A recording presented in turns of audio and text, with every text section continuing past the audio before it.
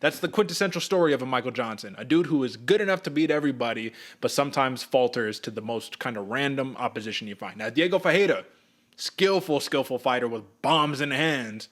Can Darrius Flowers use his bombs in his hands or his grappling to give a repeat to putting Michael Johnson back in that KO, TKO submission status for this fight? Oh, can Darrius Flowers get it done, Derek? Absolutely, man. You want to talk about power and pressure. You want to talk about willing to walk somebody down, man. Flowers is the man to do it. Sure, Michael Johnson might be an older fighter right here, but he's still very, very technically strong. And like you said, in there to get it done with the best of them. I really like this fight for Flowers stepping in. I mean, yeah, like you said, it's not his first fight in the UFC, but first fight in the weight class now. Back where he's supposed to be. The speed's there, the power's there. I think a lot of people are going to be eyes wide for Flowers. You know what? I agree. But there's something that scares me here. I think Darrius Flowers presents such a style, such a menacing style that is very much, I'm going to walk you down. I don't care what you bring. I'm going to bark at you. I'm going to do whatever. He probably doesn't bark, but he looks like a dude who would bark. You feel me? Just like, there was a dude in the octagon. Who was it? He ended up getting cut, but you know what I mean. He was barking, doing a whole nine. The point is this. I think his aggressiveness, his tenacity, his ability to grapple, let's not forget Michael Johnson can wrestle, but his ability to grapple and to hit you with the big bombs is scary for a lot of fighters.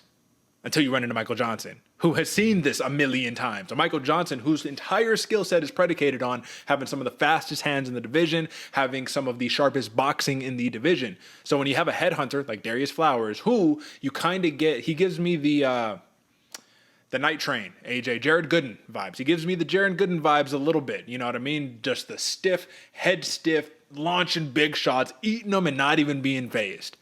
I think Michael Johnson can get a stunning TKO counter shot right here against Darrius Flowers, but then we have to present ourselves with the question of, well, what if that shot doesn't present itself?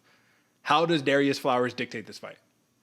Oh, man, how does Darrius Flowers dictate this one, Derek, with full pressure? Literally make Michael Johnson uncomfortable in there. You're talking about a veteran who's not going to be uncomfortable. He's comfortable in any situation, and was Michael Johnson. But if Darrius Flowers really puts the knuckles to where they need to go, and Johnson feels that power, I think there's going to be some thoughts going on, man. We've seen Michael Johnson slip a little and, like you said, underperform at some times, and that's going to be the key right here. Make Michael Johnson feel that power, feel that pressure, and realize, man, this is a young dude's game in here, and Flowers is here to take over.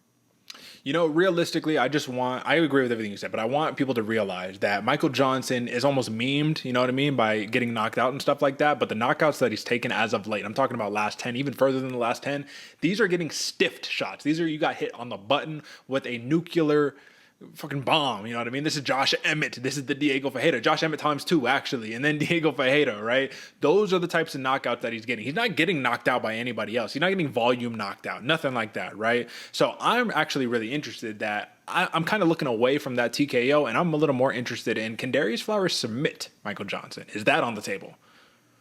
That's a great question, man, because, we look at what happens in Darrius Flowers' career. I mean, just looking at it right now, the last 3 losses by submission.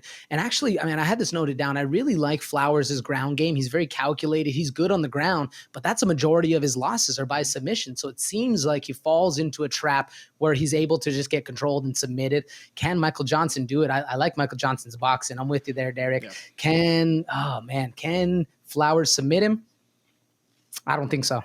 I mean, my man, if I'm not mistaken, has a Gracie Baja tatted on his chest. You know what I'm saying? So you better bring some grappling chops to the table. But we'll see. I agree. Darrius Flowers, if he wants to win this fight, pressure, nonstop pressure all day long. Michael Johnson, if he wants to win this fight, minus 135 favorite right here, needs to put himself in a position to hit that counter shot. So that's all I'm saying. I like Michael Johnson in this one personally. I'm going to stick away from all of the props on this one, though. I do like the plus 300 decision if he's able to just drag this one on out and have a gritty finish. But more than anything, I'm happy with the minus 135 price tag for Michael Johnson. In all honesty, AJ, I think this should be much heavier, but that's just me. I know you have a dissenting opinion on this one. A prop lock, some would say. How's it getting done?